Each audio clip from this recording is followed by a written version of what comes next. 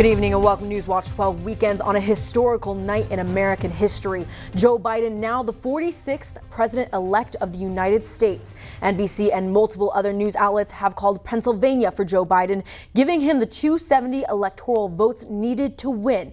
Nevada also called for Joe Biden not long after, putting him at 279, Trump at 214 electoral votes. Earlier this evening, Joe Biden made his first speech as president-elect. Now taking the stage beside Vice President-elect Kamala Harris, Biden began by immediately establishing the legitimacy of the election, as well as calling for both parties to move forward together as one country. I pledge to be a president who seeks not to divide, but unify, who doesn't see red states and blue states, only sees the United States, and work with all my heart, with the confidence of the whole people, to win the confidence of all of you. Biden also promising a packed day one agenda focusing on the top item, the COVID-19 pandemic, adding that he looks to create a national COVID strategy right away. Campaign sources are telling NBC News that Biden is expected to announce his coronavirus task force on Monday. Now, scaling this down just a bit, although he is president-elect, it's not a clear road to victory just yet. News Watch 12's Rachel Perry spoke with Northwoods party officials on both sides to see how the candidacy will look moving forward.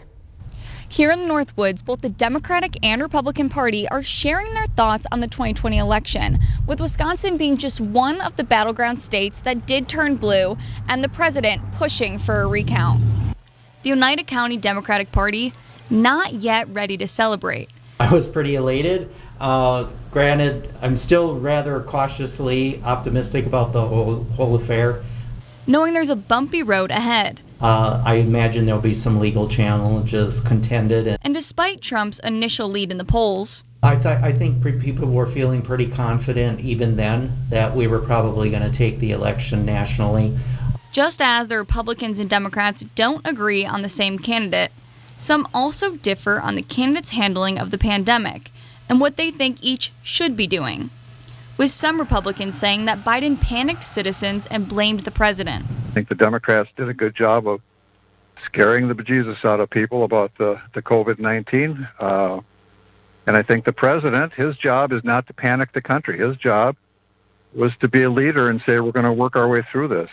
On the flip side, Democrats could see Biden bringing a more robust approach to the pandemic, especially in states with high COVID numbers, like Wisconsin. But there's another concern on the sideline. With tensions still high in Washington, supporters question the capability of the political candidates. I wish more people that ran for government worked or owned businesses, that they understood some of the issues that confront us. The president has yet to comment specifically on his opponent. In Rylander, Rachel Perry, News Watch 12. Now, just as Rachel said, the president has not made a formal address of concession, nor does he seem to plan to. In a statement, President Trump says the, quote, election is far from over, end quote, and that he will move forward with a legal fight. The written statement was released shortly after Joe Biden was declared presidential-elect earlier today. It says in part that the campaign, quote, will start prosecuting our case in court to ensure election laws are fully upheld and the rightful winner is seated, end quote. The president also continued to push unfounded claims of voter fraud, saying that, quote, the American people are entitled to an honest election. That means counting all legal ballots and not counting any illegal ballots. And I just want to reiterate here that there has not been any evidence of voter fraud found in any of the battleground states. Election officials have stated multiple times that voter fraud of any kind is exceedingly rare in the U.S.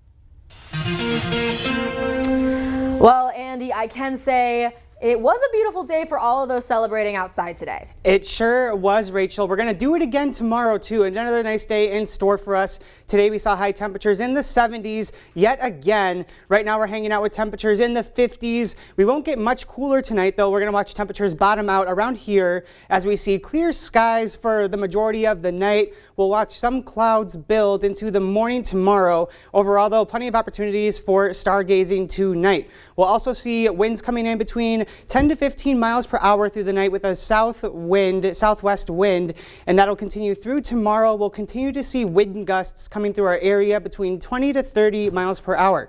Looking ahead for the rest of tonight, not too chilly ahead. Average temperatures for overnight lows are about 27 degrees for this time of year, well above average at this point. We'll continue to watch temperatures dip into the low 50s tonight as we rebound into the 60s and 70s tomorrow. Back to you, Rachel. Thank you, Andy. Well, continuing with our 2020 election coverage, Wisconsin was just one of many states with extreme voter turnout. And following the news of Joe Biden as the projected winner, Newswatch 12 Sierra Whaley spoke with voters to get their reaction. Just this morning, the news broke that Joe Biden will be the president-elect of the United States. I wanted to walk around Rhinelander to see how people felt about the news. Of course, many weren't willing to talk, but the few that were seemed to be hopeful. I will be praying for this country that we can become united again and be the greatest country that ever was. That was Tom Barnett, owner of Tom's Drawing Board downtown Rhinelander, encouraging others to embrace diverse views, but to never forget we are one nation. People are going to be angry, they're going to be scared, they're going to be upset, and then there's going to be people that are elated and hopeful and happy. I think that America has seen enough strife right now that we should all just come together. Barnett says having different viewpoints is what makes us unique. It's okay to have different views. It really is. There's nothing wrong with that. It's just how you represent those views and how you react to other people's views that matter. Another Rhinelander resident says she hopes people accept the results and more unity is created. I'm hoping that people can just kind of, accept the results for what they are and not make things harder than they need to be, because there's already enough tension in the country as is without adding to it with unnecessary unrest. More so, she wants Biden to create a common ground between the Democratic and Republican parties. The two sides kind of have trouble compromising, so I'm hoping he can sort of unite people instead of pushing them farther apart, as we've seen in the past years. In Rhinelander, Sierra Whaley, Newswatch 12. As celebrations erupted across the country following the announcement of Biden's win, backers of President Trump also rallied to show their own support. This was the scene in the Lansing, Michigan this afternoon. As you can see, a large crowd gathered outside the state capitol with many waving Trump banners and flags. The scene was similar in Denver, Colorado. Biden supporters gathered on the Capitol lawn there this morning and were met by supporters of President Trump. At about noon, a Colorado State Patrol spokesperson said state troopers were deployed in the line between the two groups who were yelling at each other. Now, there hasn't been any reports of violence at any of the rallies across the nation. All right, well, we're going to take a little break from our ongoing coverage of the election. When we come back, though, green energy underway in Wisconsin as the solar panel is finally complete. I'll have those details after the break. Plus, we'll take a look at the upcoming forecast with Andrew Kiefer. Stick with us. We'll be right back.